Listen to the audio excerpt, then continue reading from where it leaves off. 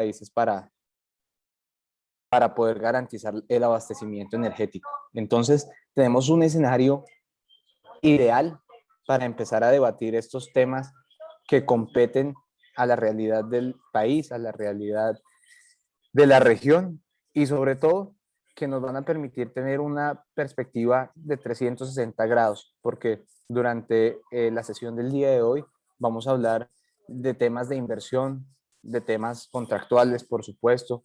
Vamos a hablar también de temas de mercado, las tendencias, y ya entrando en materia un poco más de detalle, hablaremos de los temas sociales y de los temas ambientales críticos en nuestra América Latina para efectos de la práctica mineroenergética. Entonces, sin más preámbulos y para hacer esta charla lo más productiva y amena posible, quisiera darle la bienvenida a la doctora Mariana. Doctora Mariana, entiendo el doctor Luis va a Gracias, profesor contarnos Camilo. acerca de su experiencia. Adelante, doctor Luis, también. Muchas gracias, profesor Camilo. Entonces, la profesora Mariana Rodríguez Franga es ingeniera de petróleos por la Universidad Federal de Río de Janeiro, es posgraduada en ingeniería de petróleos en la Universidad Harold Watt de Escocia y con especialidad en seguridad de procesos por la Pontificia Universidad Católica de Río de Janeiro. Empezó la industria como ingeniera de perforación de pozos marítimos en la compañía chino-española Repsol, Sinopec, y desde el 2013 trabaja como especialista en regulación en la Agencia Nacional de Petróleo, Gas Natural y Biocombustibles, ANP de Brasil. Actualmente es la superintendente adjunta de Seguridad de Operaciones y Medio Ambiente de ANP. Y muchas gracias por estar con nosotros, profesora Mariana. Adelante, el panel es suyo. Gracias, Luis. Gracias, Camilo. Buenos días a todos. Mucho gusto estar aquí compartiendo nuestra experiencia brasileña en exploración y producción de hidrocarburos. Y gracias a la Asociación Iberoamericana de Derecho de la Energía por la invitación de estar aquí hoy. Bueno, voy a intentar compartir todo lo que sé de esta parte rápidamente para después tenermos las preguntas. Bueno, como dijeron, trabajo para la Agencia Nacional de Petróleo, Gas Natural y Biocombustibles de Brasil, que se llama ANP. Y para empezar, vamos a tener una idea de cómo es importante la industria de hidrocarburos para Brasil. En datos de 2019 de la Agencia Internacional de Energía, Brasil es el octavo mayor productor de petróleo del mundo, si consideras también los biocombustibles. Y bueno, en 2021 la producción de petróleo llegó a 3 millones de barriles por día y de gas de 136 millones de metros cúbicos de producción de gas. Entonces, como ves, en los últimos 10 años ya tuvimos como 250 miles de millones de dólares invertidos en esta industria. Y impuestos y participaciones gubernamentales tuvimos como 2 trillones de reales en los últimos 10 años. Entonces, es una industria muy, muy importante para mi país. Y bueno, ¿cómo es la exploración y producción de hidrocarburos en Brasil? Podemos dividir los entornos en prácticamente 3. Tenemos el Persal como lo más importante de los últimos años. Son pocos pozos con una media de producción de 22 barriles de óleo equivalente por día y eso es como 70% de la producción nacional en datos de 2021. Entonces, es un play muy, muy importante, no solo para Brasil, pero para el mundo. Y tenemos pozos ahí que llegan a producir 50, 66 mil barriles por día. Los costes de extracción, según Petrobras, son de 2.5 dólares por barril de óleo equivalente. Pero bueno, ¿cómo empezamos en Brasil? Empezamos en verdad por el Porsal, en el marítimo. Tenemos ahí una buena cantidad de pozos, pero hoy la mediana es que producen como 2.300 barriles de óleo equivalente por día. Bueno, el marítimo de Porsal es como 23% de la producción nacional, entonces ves que el presal con Porsal, entonces la parte marítima de Brasil, es la gran parte de la producción brasileña. Y bueno, eso ya está con un coste más caro según las aguas más profundas o mismo las aguas bajas superficiales, ya es más caro por barril producido. Y no podemos olvidar también de la parte onshore de Brasil. Bueno, para Brasil como país no es una producción muy importante, solo 7% de la producción nacional, pero para el desarrollo local en los estados es una economía, es un desarrollo muy importante. Y en el shore tenemos cuencas maduras, pero también tenemos nuevas fronteras con un potencial de gas y también de no convencionales. Entonces, lo que ocurrió en Brasil en los últimos años, que con las inversiones de presal y con la grandiosidad, con la importancia que presal tiene para la producción nacional, la inversión en posal y el onshore se quedó más baja en los últimos años.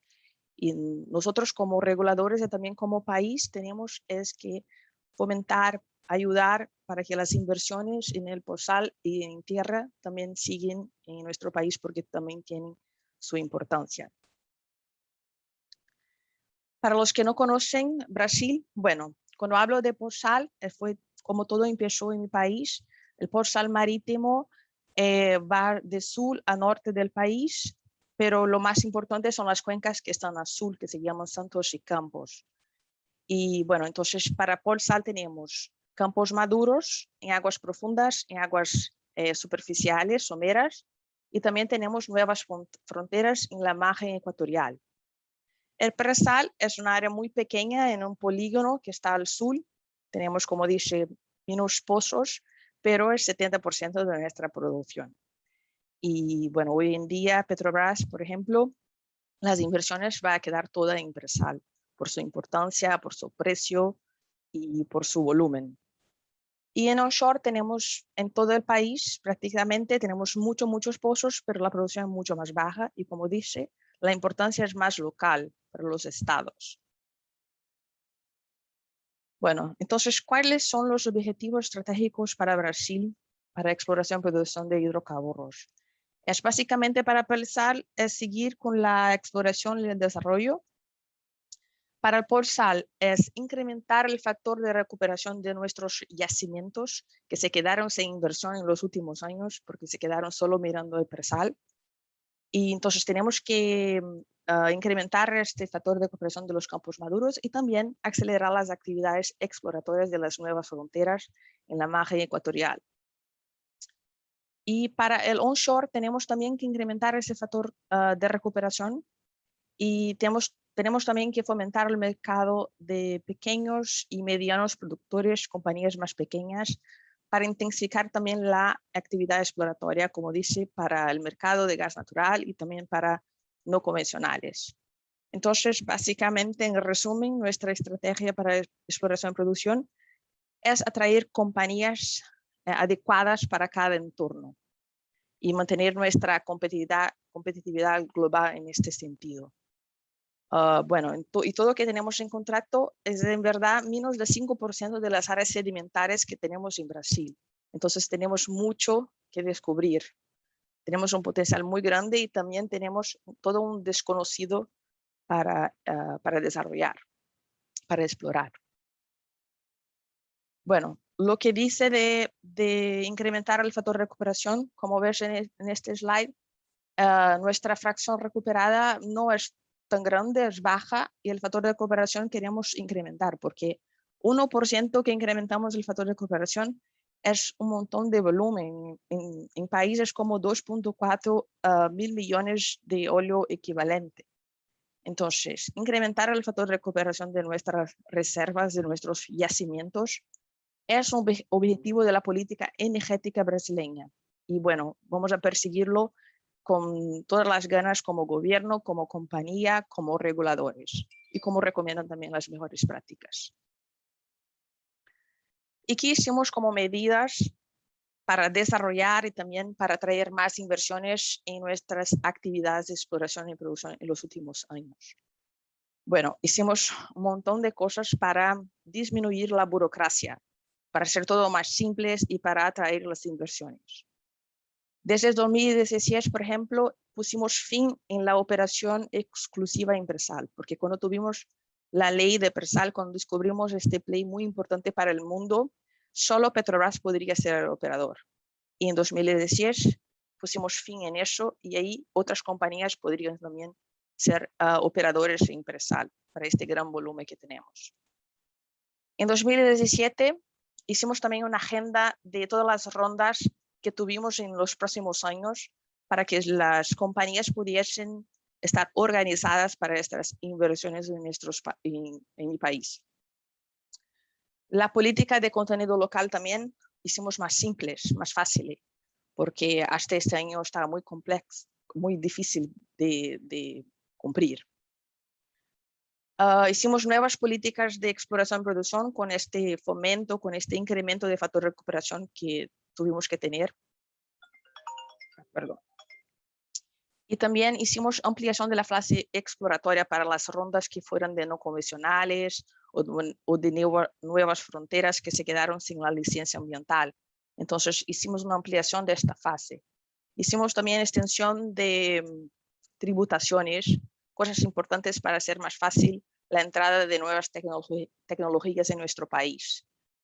En 2018 también hicimos, por ejemplo, la reducción de los royalties por la producción incremental que tuvimos. Hicimos más fácil también las cesiones de las áreas de los bloques y las cuencas entre compañías. Hicimos en 2019, por ejemplo, una ronda diferente que se llama oferta permanente, que, bueno, todas las áreas que no fueran compradas en rondas anteriores, en licitaciones anteriores, o que fueron devolvidas por las compañías se quedaron en la oferta permanente y la ronda empieza solamente con el interés o con la voluntad de las compañías de tener esta área. Y bueno, también hicimos más fáciles algunas licitaciones, como por ejemplo de transferencia de derechos, de áreas que estaban ahí solo con Petrobras y que Petrobras ya había llegado a la máxima producción de estas áreas. Entonces, el surplus, la producción además que estas áreas en Presal tienen y son de volumen muy, muy grande, pusimos en nuevas rondas para otras compañías también inversionaren. Y en 2020, 2 minutos, doctora. Ok. En 2020 también pusimos nuevas resoluciones para hacer más fácil el desmantelamiento, porque ahí tenemos ya muchas rondas desde 1998, cuando el monopolio se acabó. Y bueno, también tenemos que pensar en el fin de estas cuencas para pensar en el medio ambiente. Hicimos también en 2020 flexibilidad por la pandemia. Bueno, todo eso se quedó en un resultado muy bueno. Como ves en esta figura se compara. Tuvimos mucho más operadores, mucho más áreas contratadas, tanto en bloques como en cuencas. Y solo en bonos de suscripción como 112.000 millones de reales y más de 90.000 kilómetros de superficie contratada. Bueno, seguimos avanzando con nuestras tentativas de atraer inversiones en presal, en posal y en onshore, con estudios para aumentar la competitividad, para reducir royalties, para hacer simplificación de contratos, de reglas, para acelerar la aprobación de cesiones entre compañías y todo eso. Y bueno, tuvimos un 2020 con resiliencia, listos para recuperación de la exploración y producción en Brasil. Hicimos flexibilización en las resoluciones por la pandemia y mismo con la pandemia tuvimos un crecimiento de producción de 5% en Brasil el año pasado. Tuvimos muchas cesiones de derechos, entonces tenemos Petrobras con desinversión. Petrobras va a quedar con presal, pero en posal y en tierra tenemos ahí otras compañías. Desde 2016 llegaron como 32 nuevas compañías para operar en Brasil. Y tenemos ahí hasta 2025 como 15 unidades de producción previstas para llegar en el marítimo brasileño. Bueno, entonces para 2021, ¿qué tenemos? Tenemos ahí como 3 nuevas rondas de licitaciones. Tenemos para la concesión, el bid round de 17 de Brasil, con 92 bloques en oferta para noviembre. Tenemos en Presal también 2 áreas que ya producen, y son cuencas muy, muy importantes para Brasil. Entonces vamos a tener una transferencia de derecho con otros operadores con Petrobras en 2 áreas. La ronda va a ser este año. Y tenemos también la ronda de oferta permanente, como dice, que son un montón de bloques de cuencas que se quedan ahí disponibles siempre y los operadores son los que empiezan la ronda con la voluntad de tener alguna de estas áreas. Bueno, y para terminar, ¿cómo pensamos el futuro?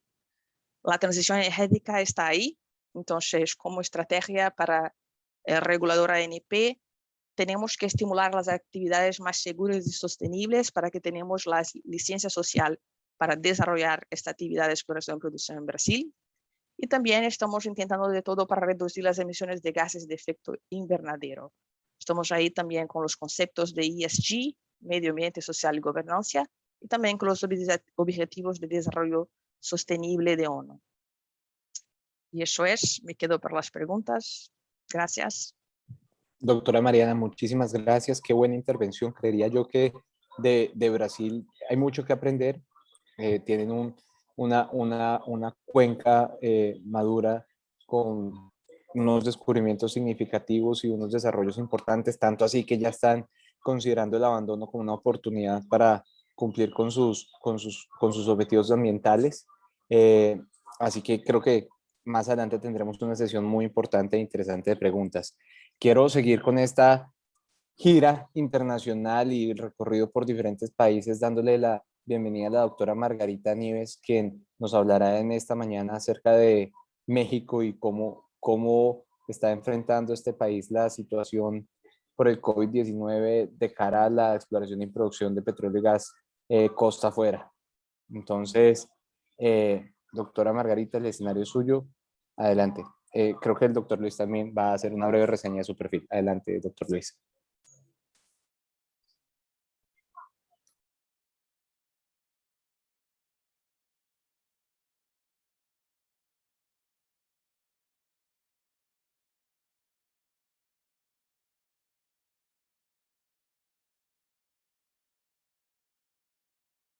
Doctor Luis está en mute por si acaso.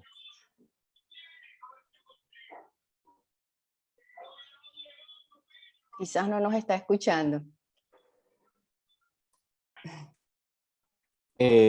Permítanme un segundo. Ya finalmente tengo control. Mil disculpas. No tenía sonido.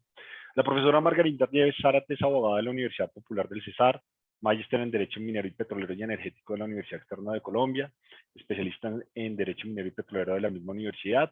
Actualmente la doctora Margarita adelanta sus estudios de doctorado en la Universidad de Groningen, en los Países Bajos, sobre la supervisión de los riesgos ambientales, de seguridad de procesos y salud ocupacional, de la exploración y producción de hidrocarburos costa afuera.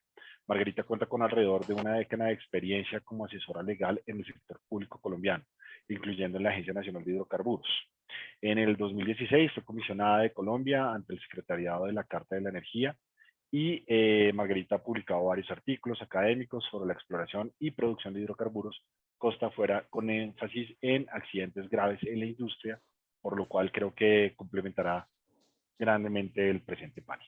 Gracias, doctora Margarita, y qué pena por los problemas de sonido. Un honor tenerla con nosotros. Tranquilo, muy buenos días. Muchísimas gracias a los organizadores del evento ACIDE por invitarme a participar en este panel. Y el tema que yo he escogido para hoy, para hablarles hoy, es sobre los dilemas y buenas prácticas regulatorias para prevenir accidentes graves en las operaciones de exploración y producción de hidrocarburos offshore.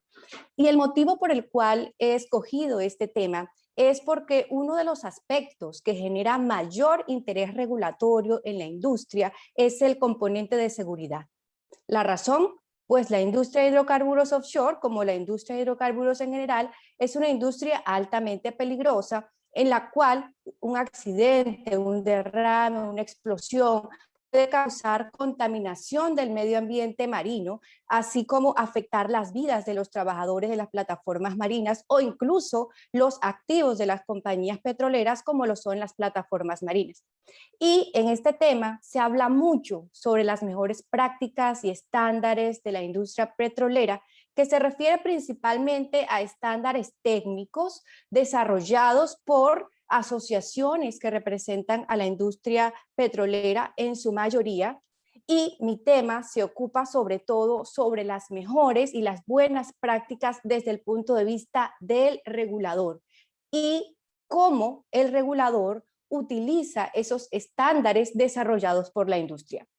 Y este tema tiene su fundamento también en la Convención de Naciones Unidas del Derecho del Mar, CONVEMAR, que en su artículo 194 se refiere al deber de los países los que se desarrollan actividades offshore de implementar medidas para la prevención de accidentes. Cuando uno revisa el panorama internacional, los países que tienen una mejor reputación en el manejo de la seguridad en la industria offshore son Noruega y el Reino Unido. Estos países también participan en foros internacionales como el International Regulators Forum, donde comparten buenas prácticas. Por parte de Iberoamérica tenemos 2 países que hacen parte de este foro, como lo son Brasil con la ANP y México con la ASEA. Sin embargo, vemos también que esta regulación de los países con mejores prácticas ha sido reactiva, ha reaccionado a accidentes graves en la industria. Es por eso que es muy importante que países en América Latina aprendan de esas buenas prácticas y de las reformas que esos países han implementado. En el caso de América Latina, los principales productores de hidrocarburos offshore son Brasil y México. Sin embargo, existe una creciente expectativa por el aumento de la exploración y producción en países que tienen menos experiencia regulatoria en el tema, como lo son Colombia, Surinam, Guyana y también en el Perú. Y ahora viene el componente donde voy a compartir esas buenas o mejores prácticas y los dilemas regulatorios. Y he dividido esos dilemas y buenas prácticas en 4 componentes de la regulación. El primero, el regulador. El segundo, la creación de normas. El tercero, la inspección del cumplimiento de esas normas. Y el cuarto son los mecanismos con los que cuentan los reguladores para hacer cumplir esas normas.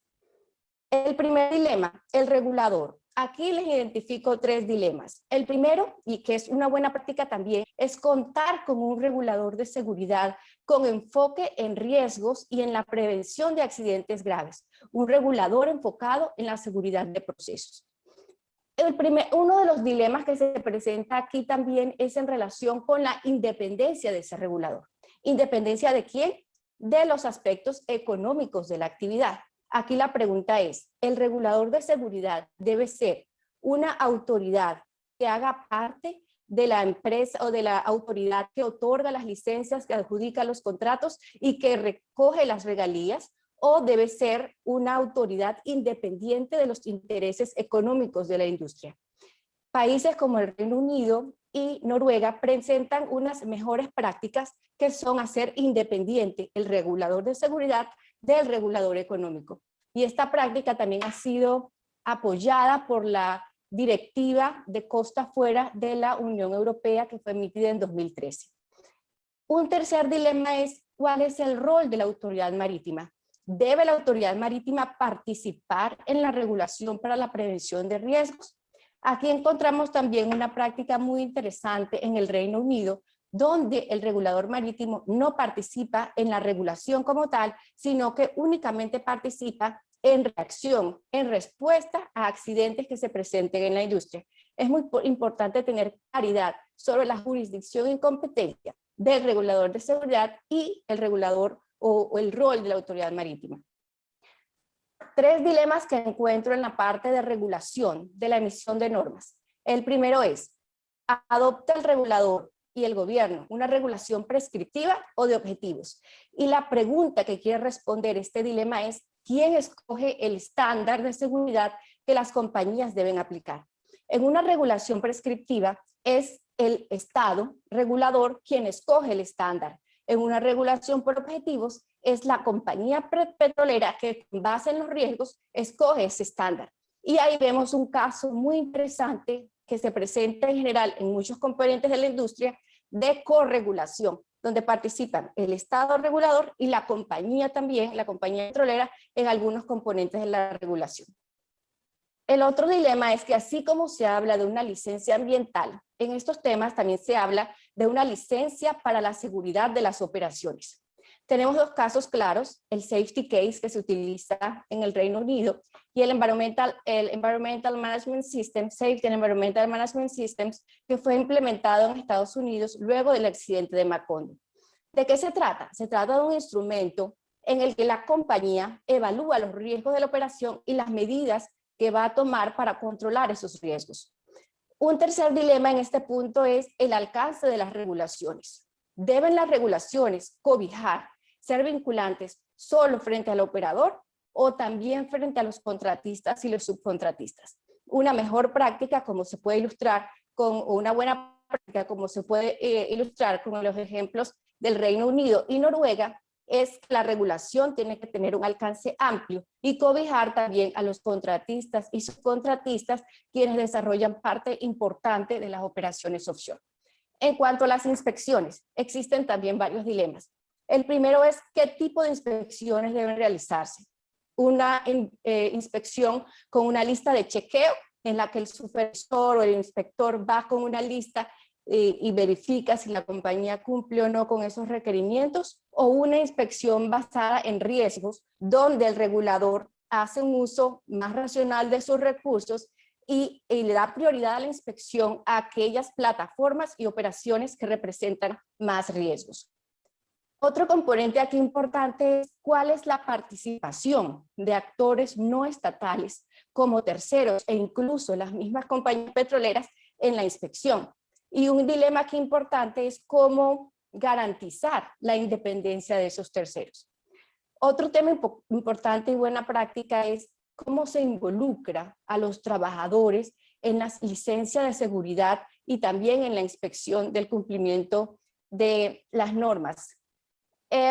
Una buena práctica es involucrar a los trabajadores desde el diseño de la licencia de seguridad y que también tengan la facultad de reportar anomalías incluso al regulador e incluso si se presentan operaciones riesgosas para el medio ambiente y la seguridad de las operaciones, también puedan parar esas operaciones.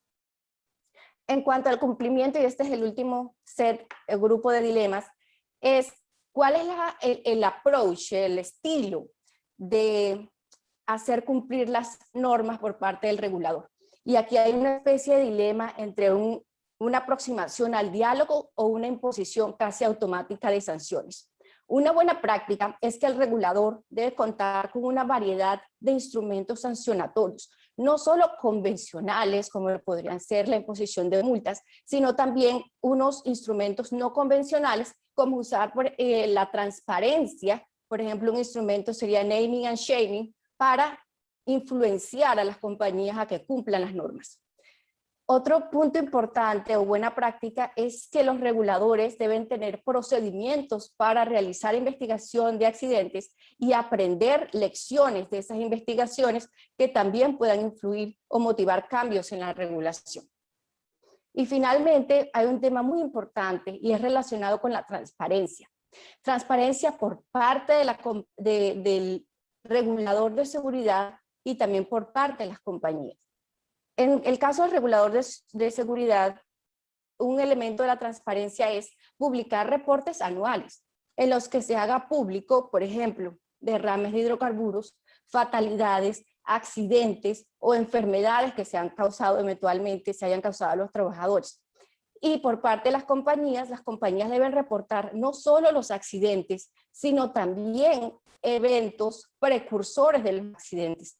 De esa manera, el regulador puede tener una idea o signos de cuáles son las operaciones y plataformas que representan mayores riesgos.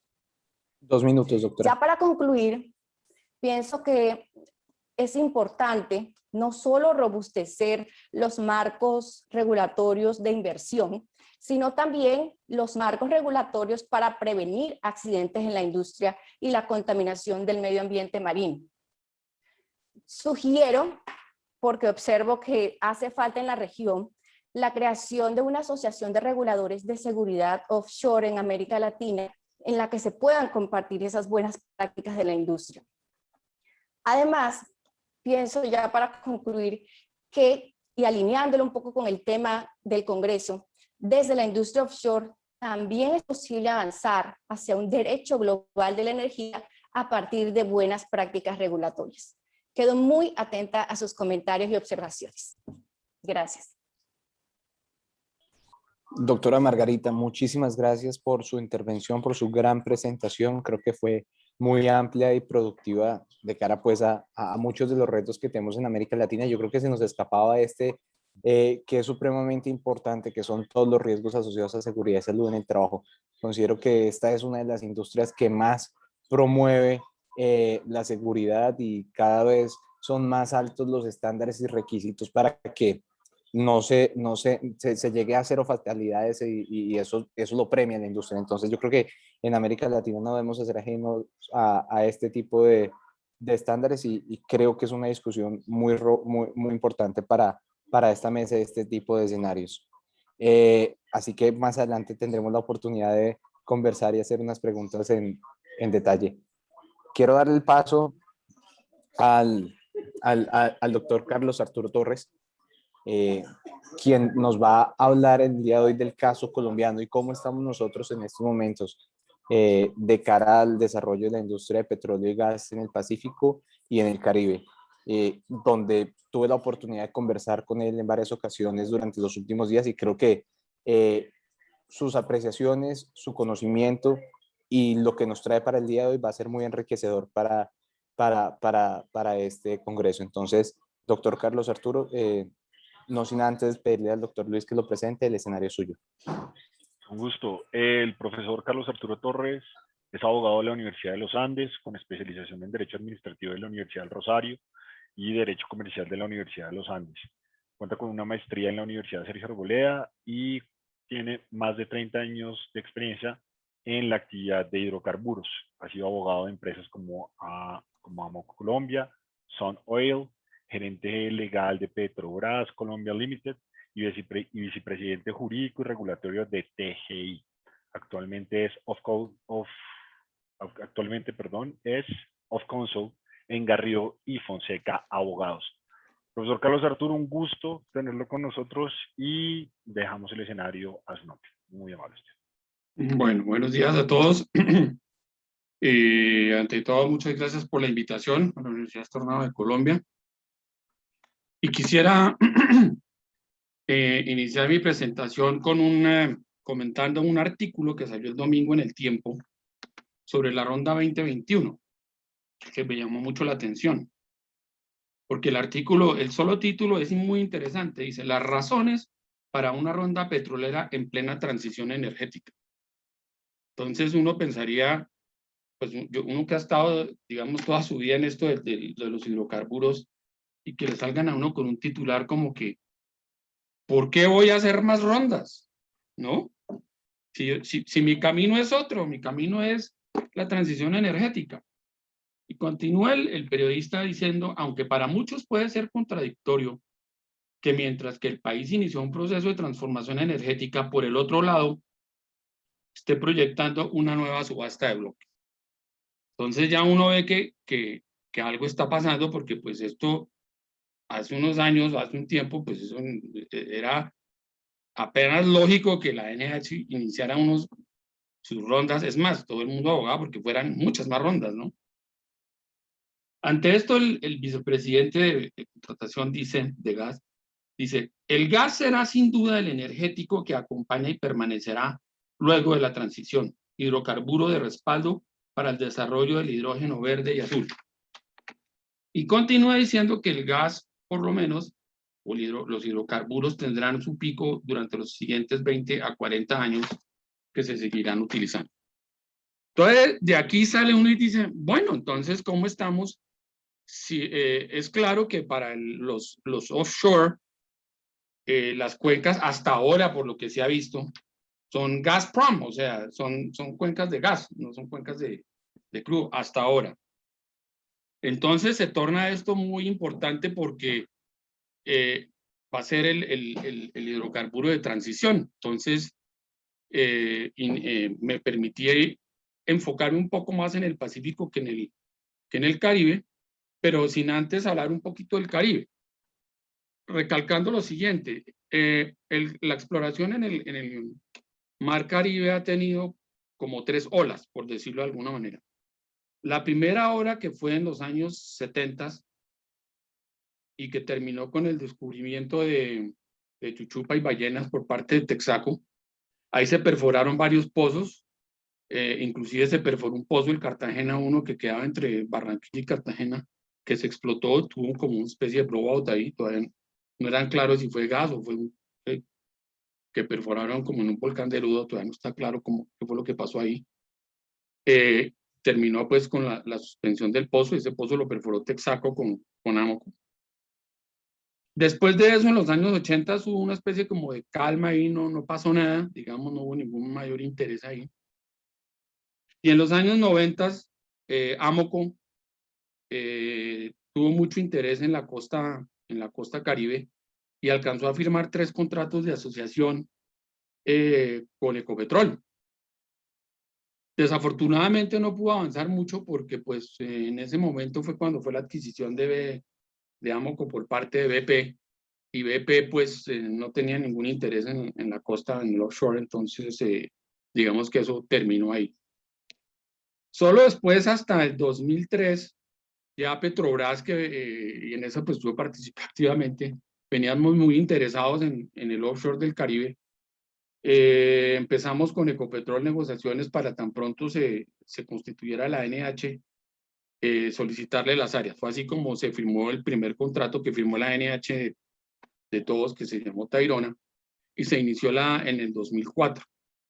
Quiero recalcar esto porque del 2004 al 2021 ya han pasado 17 años de ese contrato, que sigue en la etapa exploratoria, o sea, no ha habido ninguna declaratoria de comercialidad en ese ni en ninguno de los otros que se ha firmado.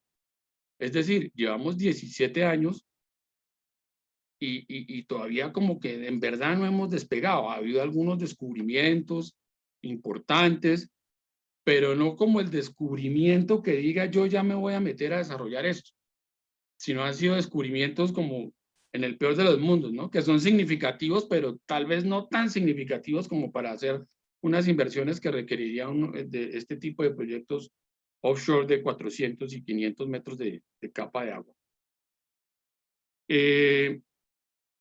Y ahí vamos. Entonces, si uno mira esto y dice, bueno, si yo el día de mañana, el otro año se van a perforar unos pozos, entonces si yo el 2022 y en el 2023 encuentro ya o decido que con lo que tengo me voy por declarar la comercialidad, pues Claudia hará los problemas sociales que allá lleva, pero digo, entonces me tiro 2, 3 años resolviendo todo eso, 1 año más la licencia, 4 años más o 3 años más de facilidades, entonces yo ya estoy hablando de que la primera molécula de gas de ahí saldrá en unos 10 años.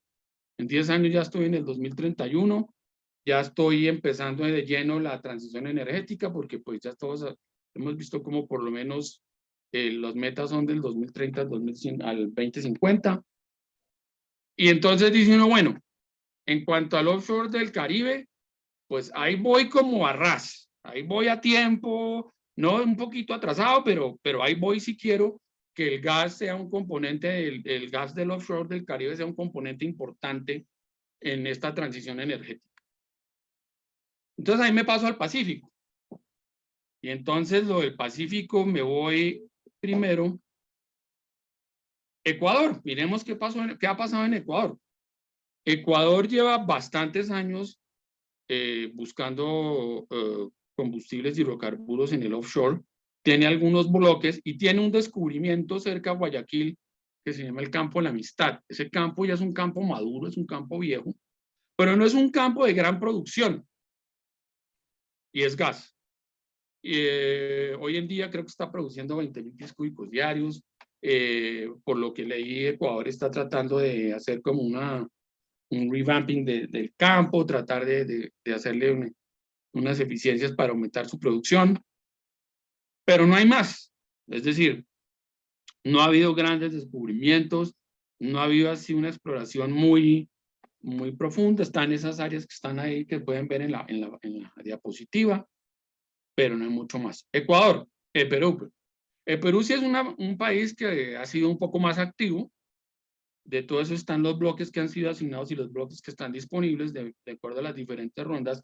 En morado se puede ver las cuencas que ellos están, en donde están buscando y se han asignado bloques. Tienen un campo solamente, el Talara, que queda en la frontera con Ecuador, aledaño al campo La Amistad, que queda en la frontera con el Perú. Ese es el campo Talara.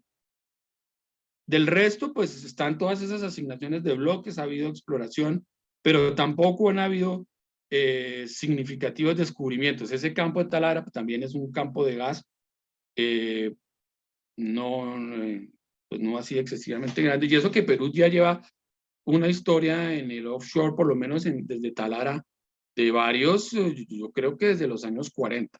Entonces, Perú no ha sido una, digamos, que haya abandonado, no haya puesto bolas al offshore en el Pacífico, no. El futuro de Perú, pues todos sabemos que si gana el candidato de la izquierda, pues todo eso es muy seguramente no se desarrollará, porque él ya en varios seminarios y congresos y charlas y discursos ha dicho que lo primero que va a hacer es nacionalizar la industria de petróleo y gas. Entonces, pues, quién sabe qué va a pasar allá. 2 minutos, doctor Torres. ¿Ya 2 minutos? Uy. Y Chile, Magallanes, es el único sitio donde han tenido más o menos exploración, y en las otras áreas verdes han tenido exploración, pero no ha sido exitosos, han salido campos secos. Entonces, primera conclusión de esto. Perdón, me faltó Colombia, obviamente. Colombia, esta es la ronda, los 4 bloques que van a sacar. Ha habido sísmica y se han perforado 2 pozos, ¿no? El pozo Sandy 1, que se perforó en el 67, y el pozo Tambora 1, que se perforó en el 67 también. El primero una capa de agua de 152 metros y el segundo una capa de agua de 61 metros. Pero, o sea, si en los otros países la cosa no ha sido muy buena, pues aquí ha sido inexistente. Y si tenemos que no hay infraestructura, que hay un problema ambiental muy grave porque pues todas esas zonas costeras son ambientalmente protegidas. Si tenemos que es un área totalmente congelada, pues, y si en el Caribe ya nos hemos gastado 17 años, pues, ¿qué nos espera en el Pacífico que no tenemos nada? Entonces, realmente lo que tenemos aquí, y un poco ya entonces concluyendo mi charla, es que estamos muy atrasados, que si queremos en verdad que el offshore del Pacífico y el offshore del Caribe sea un componente importante para como combustible de transición, tenemos que ponerle mucha más energía a estas 2 cuencas, tanto la del Pacífico como la del Caribe, o de lo contrario nos va a coger la noche y nos va a tocar buscar en otro lado, porque estas no van a estar listas para cuando verdaderamente se necesiten. Con esto, pues, entonces termino. Doctor Torres, muchísimas gracias.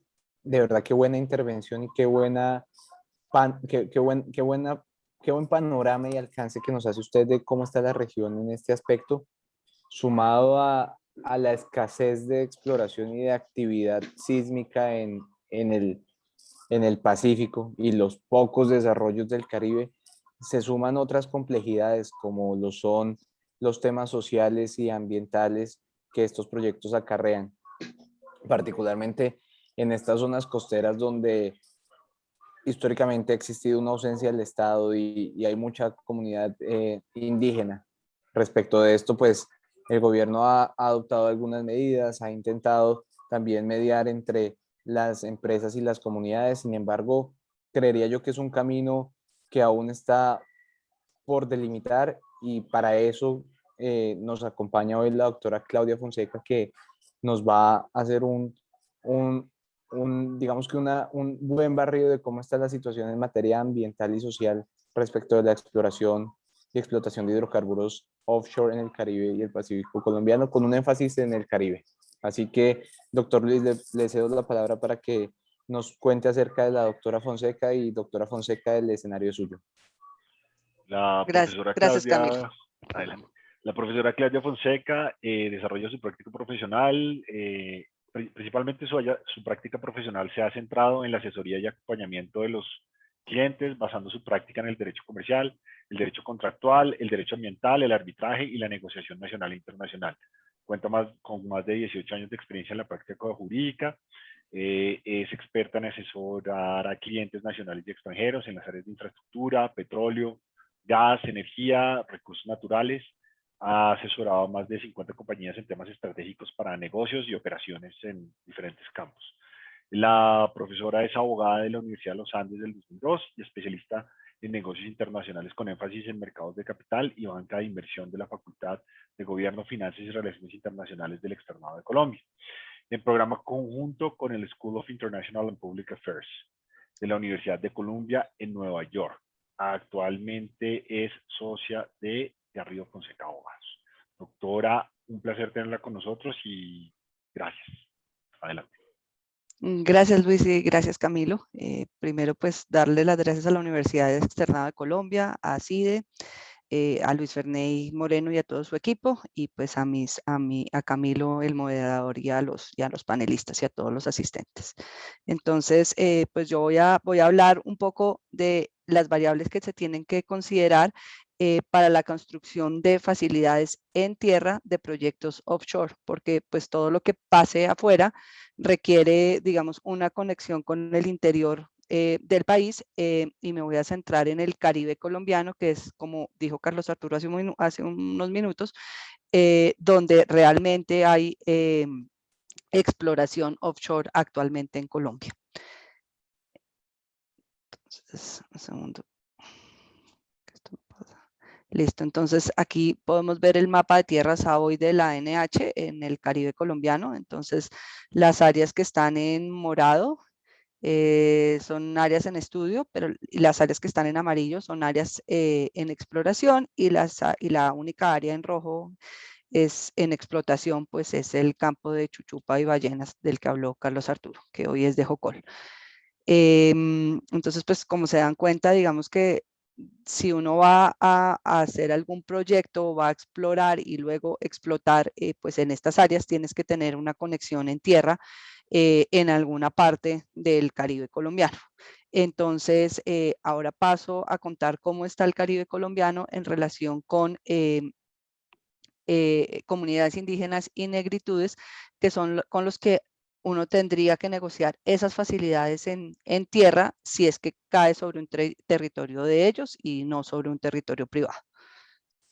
Entonces, pues este es nuevamente el mapa del Caribe colombiano, y vemos cómo, digamos que la parte del Caribe que corresponde a La Guajira tiene, una cantidad muy grande de resguardos indígenas. Más o menos hay 1.525.000 hectáreas propiedad colectiva, propiedad de resguardos indígenas. Desde Riohacha hacia arriba, eso es la Alta Guajira es un gran resguardo. Entonces digamos que eso no tiene casi propiedad privada, casi todo es una propiedad colectiva. Luego venimos desde de Riohacha hacia abajo, hasta digamos casi que en mitad del Magdalena. Eso pues todo es considerado territorio sagrado de la línea negra, lo que denominaron la línea negra las comunidades, las 4 comunidades que manejan, digamos, o que están en la Sierra Nevada de Santa Marta. Y de ahí para abajo, en territorios del Atlántico y Bolívar, pues hay bastantes como pedazos donde hay comunidades negras. Entonces, si uno quiere tener cualquier proyecto offshore, en algún momento tendrá que comunicarse en tierra en alguna de esas partes, y pues ahí hay unas necesidades y unas realidades con las que se enfrenta la persona que haga cualquier proyecto offshore en el Caribe colombiano. Entonces, pues lo primero que tiene que hacer uno es determinar la ubicación de esas facilidades, y apenas determine la ubicación de esas facilidades, pues tendrá que ver si necesita una consulta previa. Hay una alta probabilidad en toda la costa caribe colombiana, pues porque está la parte de La Guajira, que casi de Riohacha hacia arriba, casi todo es resguardos indígenas.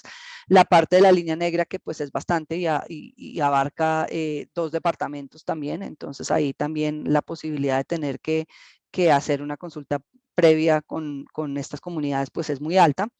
Determinar la propiedad del inmueble donde se va a poner la infraestructura, determinar si es privada, colectiva, Bueno, si es privada, digamos, es lo más fácil, voy a hacer una servidumbre negociada o impuesta por la ley en el bien de naturaleza privada, eso no tiene ningún problema.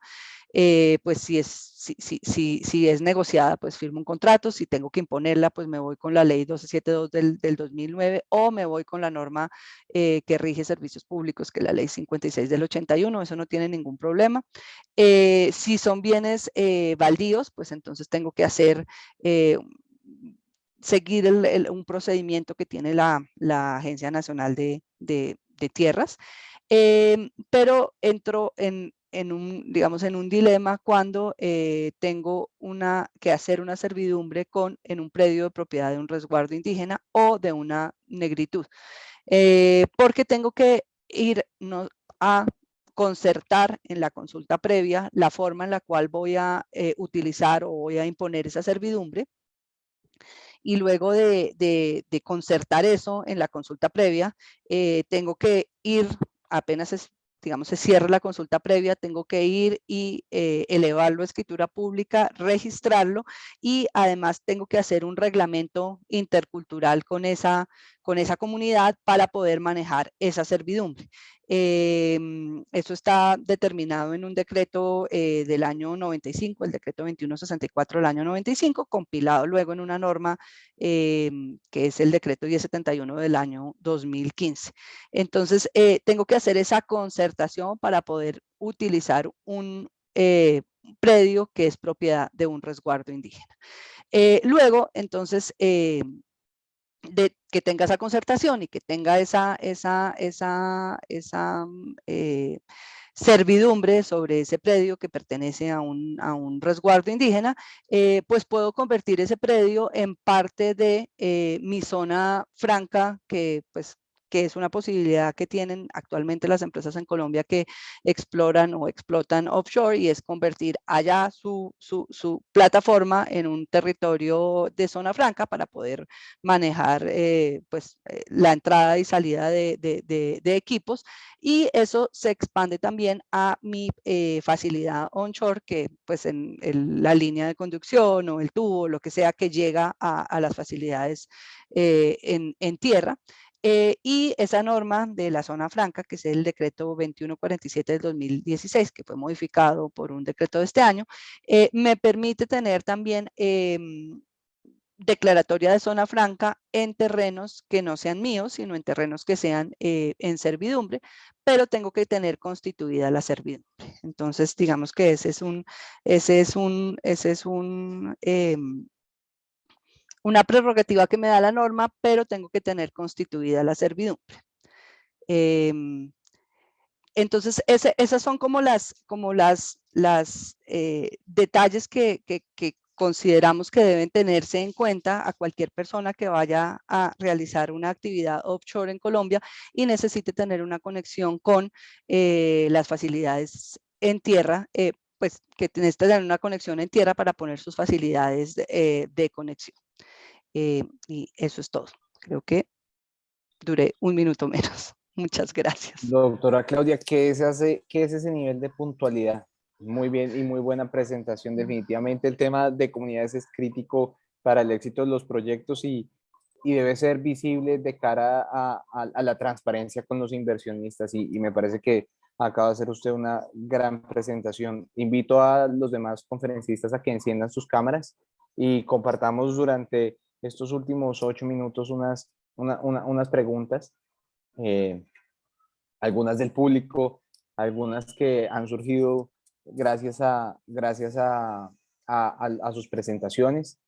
Y si les parece, quiero ir haciéndole a cada uno de ustedes una pregunta y dándoles aproximadamente un minuto 30 segundos para responderla. Y quiero empezar con la doctora Margarita. Doctora Margarita, pues usted hizo un alcance muy importante de la gestión en materia de riesgos y de seguridad en la industria de petróleo y gas costa afuera. En Colombia, los planes de gestión de riesgo que acompañan las licencias ambientales de hidrocarburos no son vigilados en su cumplimiento por la Unidad Nacional de Gestión del Riesgo, sino por la Autoridad Ambiental. ¿Usted considera, basado en esas conclusiones y esas premisas que nos dio durante su presentación, que estas dos autoridades deberían, o estas dos competencias deberían independizarse de cara a un régimen sancionatorio propio? Bueno, primero muchísimas gracias a Tania por esa pregunta. Creo que ha dado con un punto muy importante, y es que a partir de mi investigación yo lo que he encontrado es que diferentes autoridades en Colombia requieren distintos planes de gestión tocando diferentes aspectos de seguridad. El Ministerio de Trabajo requiere un plan para el tema de salud ocupacional o seguridad ocupacional. Hay otro requerimiento que menciona Tania para el tema de riesgos naturales o de desastres. Y por otro lado, la resolución que adoptó el Ministerio de Minas el año pasado requiere otro plan de gestión de acuerdo con una variedad de estándares que puede exigir la industria, que puede escoger la industria para el tema de seguridad de procesos. Yo creo que lo que yo estoy proponiendo para Colombia, creo que es importante, es establecer una autoridad en el tema de seguridad y una autoridad independiente, porque este no es un tema solo importante para offshore, también es importante para el tema onshore, donde se adelantan la mayor parte de las actividades de hidrocarburos en Colombia. Y esta propuesta también tiene su origen en que si observamos el reporte que hizo, el reporte independiente sobre el tema de fracking en Colombia, una de las recomendaciones principales es la creación de una autoridad independiente para la supervisión en temas ambientales. Y lo está recomendando para el fracking, pero yo pienso que esa tiene que ser una recomendación extensiva también para todos los aspectos de la industria, incluso la industria offshore. De esa manera, contando con un regulador de seguridad concentrado en los aspectos de la industria, podemos eliminar esa fragmentación que existe hoy en día en el que se abordan a través de diferentes planes de gestión, diferentes componentes de la seguridad de las actividades de operación y producción de hidrocarburos offshore, de hidrocarburos en general, y se puede trabajar hacia una mayor unificación institucional, lo cual también le daría mayor seguridad a las compañías y evitar esa duplicación de funciones y de procesos. Mil gracias, doctora Margarita. Concuerdo con usted. Hemos visto cómo el ejemplo del Mar del Norte con el Health and Safety Executive ha generado tanta confianza y la posibilidad también del gobierno de tener un método de compliance con la industria muy importante y los ha llevado casi que a otro nivel. Seguramente tendremos un camino muy largo por recorrer, pero justo en este momento en que la industria es una industria naciente, debemos tomar esas medidas de prevención para garantizar el éxito de las operaciones. La siguiente pregunta es para la doctora Claudia. Doctora Claudia, se habla mucho de la reglamentación de la consulta previa en Colombia, un proceso que ha sido, digamos que en algunos casos, tormentoso para las compañías por múltiples razones. ¿Opina usted que en efecto, debe reglamentarse o va en contravía de todo lo que propone la OIT y todo lo que se ha comprometido el país? Y adicionalmente, ¿qué otras medidas podríamos tomar como país para que esa relación entre comunidades indígenas, negritudes y el respeto por el territorio ancestral pueda coexistir con la industria minero-energética y particularmente de cara a los proyectos costa afuera? Pues digamos que hoy en día está arreglado y está bien reglado, en mi opinión. El tema es que digamos, yo no le veo un problema tanto a la reglamentación, sino a lo que ha dicho la Corte Constitucional en relación con la consulta previa, porque pues la elevó a un derecho fundamental. Claro, eso venía desde lo que dice la OIT sobre la consulta previa,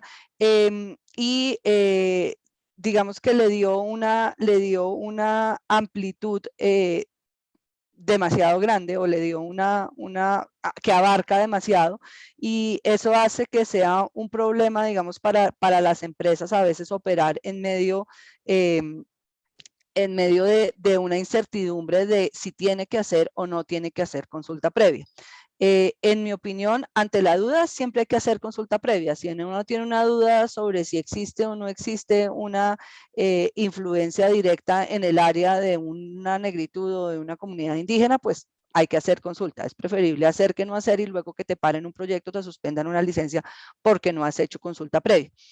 El tema es que, como vieron, en el Caribe colombiano, la mayoría del territorio, o por lo menos en La Guajira y gran parte de La Guajira al Atlántico, casi que hoy en día hay que hacer consulta previa para todo, porque pues están, digamos, todos los territorios indígenas de La Guajira, más toda la línea negra, que eso, por un tema que en mi opinión errado, pero digamos que no vale la pena extenderse en eso, quedó un territorio demasiado grande para asociado a las comunidades indígenas de la Sierra Nevada, que uno no sabe pues, si eso es así o no es así, pero bueno, hoy existe eso. Y entonces hay que hacer consulta previa. Y el tema es que para hacer consulta previa, pues hay que llegar a una concertación con esas comunidades y eso no es un proceso rápido ni sencillo, y menos cuando no hay tanta gente en el Ministerio del Interior para hacer ese proceso. Entonces, si fuese un proceso rápido, pues simplemente lo hago, llego a unos acuerdos y si no llego a unos acuerdos, pues el ministerio me certifica que no llegue a acuerdos y él dice siga adelante, pues porque tampoco su proyecto se puede parar. Si fuera un proceso un poquito más expedito, digamos que yo no tendría ningún problema, yo no tendría, me parecería que está bien hacerlo. El tema es la demora y la incertidumbre en muchos casos sobre la existencia o no existencia de comunidades indígenas, porque uno le pregunta al ministerio, el ministerio dice yo creo que no hay, uno no hace consulta, se va y hace el proyecto y luego a los años llega alguien y dice no, es que ese era el paso de, no sé, de la vaca sagrada que yo tenía, entonces por ahí ahora necesito que me haga consulta previa. Entonces, pues eso es un problema. Entonces, por eso ante la incertidumbre casi que en toda esa región hay que hacer y el tema es la demora. Muchísimas gracias, doctora Claudia. Y sí, en efecto, creo que concuerdo con dos puntos claves que usted toca. Un cronograma, que se respeten los tiempos y que eso le genera al inversionista mucha confianza.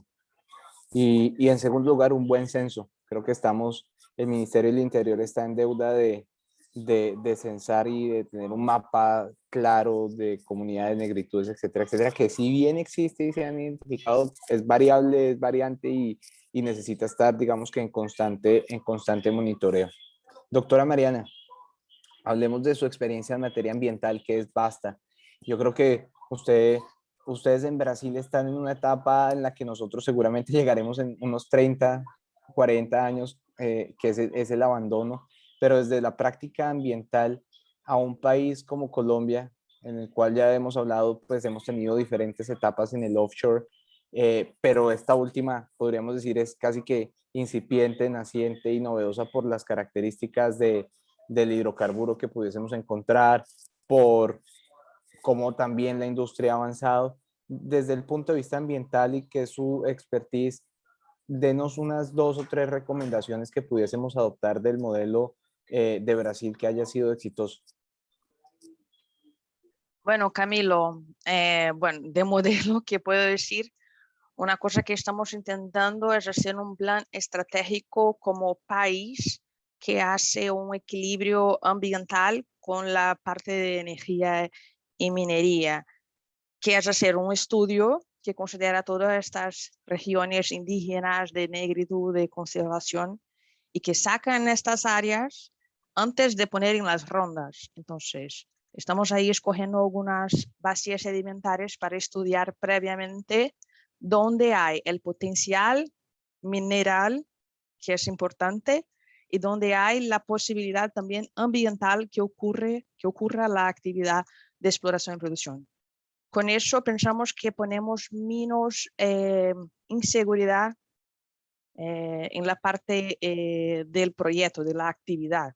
Entonces, antes de ponerlo en la ronda, ya cortamos las áreas que por la manera ambiental no se podrá hacer la actividad. Entonces, con eso pensamos poner más equilibrio y también más seguridad a las compañías para hacer la inversión y a participar de nuestras rondas de licitación. Bueno, además de eso, pienso que también en la etapa ya de proyectos con las compañías, con las áreas ya compradas, es seguir, en nuestro caso tenemos ahí para el offshore un órgano ambiental federal que exige todos los estudios y todo que hay que ser presentado por las compañías para hacer sus actividades.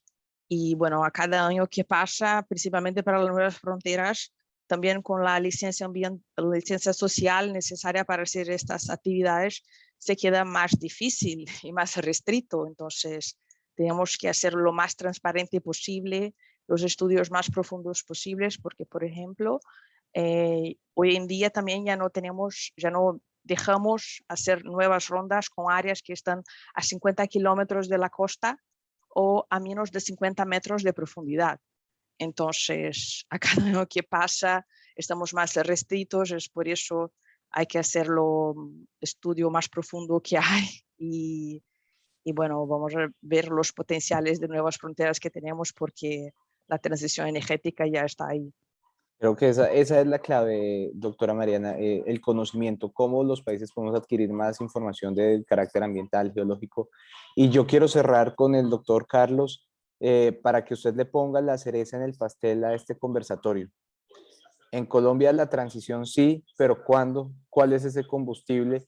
¿Y por qué deberíamos acelerar la exploración costa afuera? Está en mute, está en mute.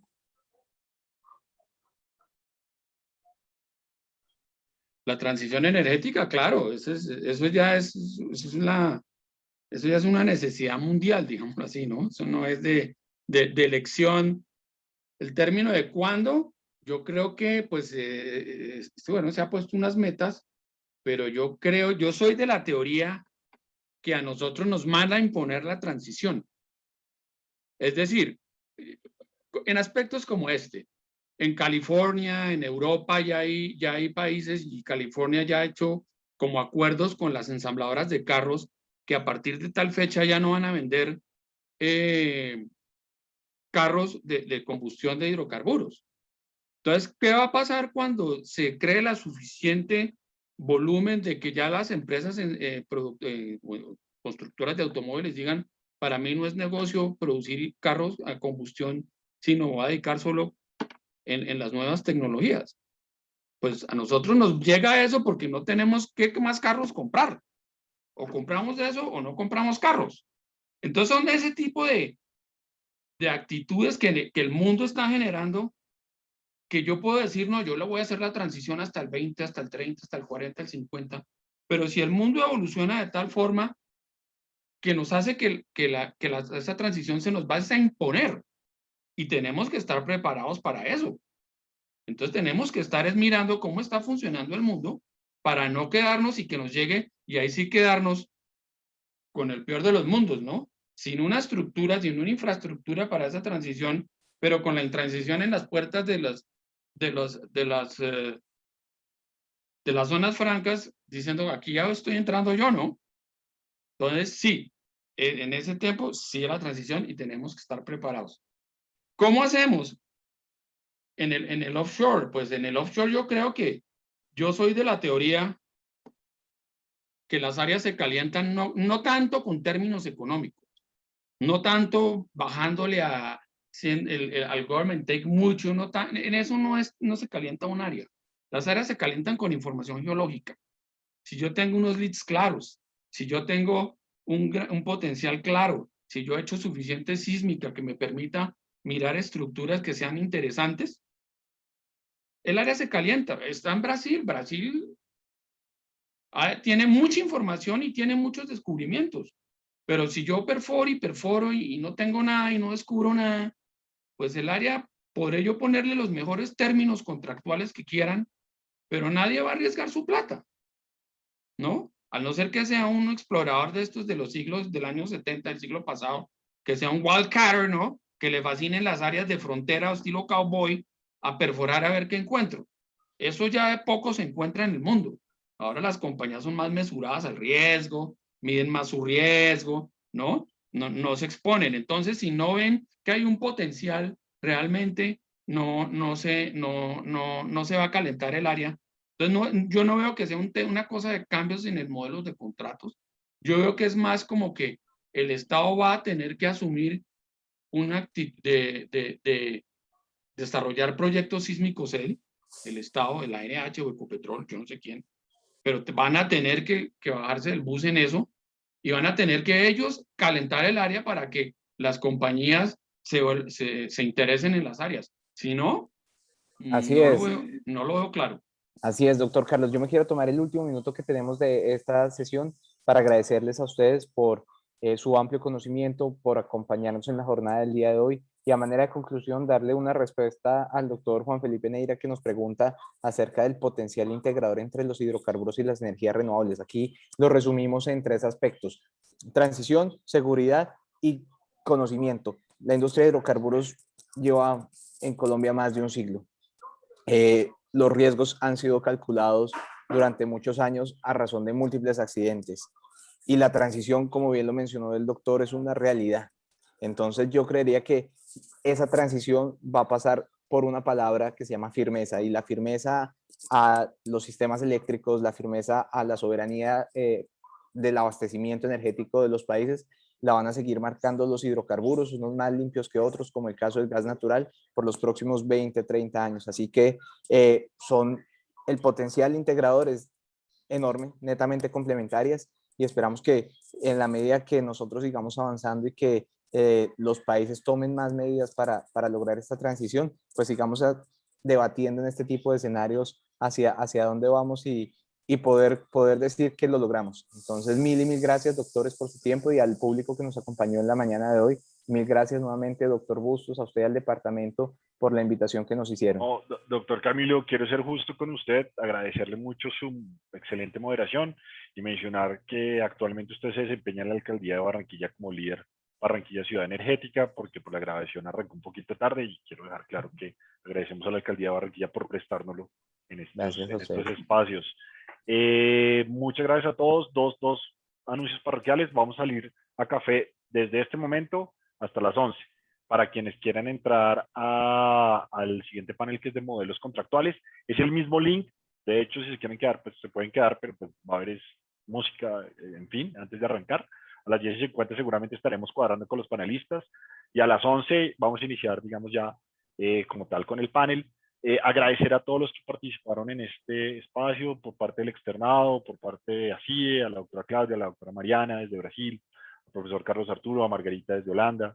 Mil gracias, doctor, a todos por ser parte de este espacio. Y finalmente en el chat colocamos un link en el cual van a poder llenar, digamos, su nombre y un correo. Si han estado presentes en los 3 días del Congreso, van a poder obtener un certificado. Entonces, por favor, revisen el chat, ahí está el link. Y si no lo ven ahí, en las redes sociales estamos colocando donde van a poder registrarse. Gracias y muy buen día, y gracias por acompañarnos. Excelente panel. Permiso. Hasta luego a todos. Gracias, hasta luego. Muchas gracias a todos.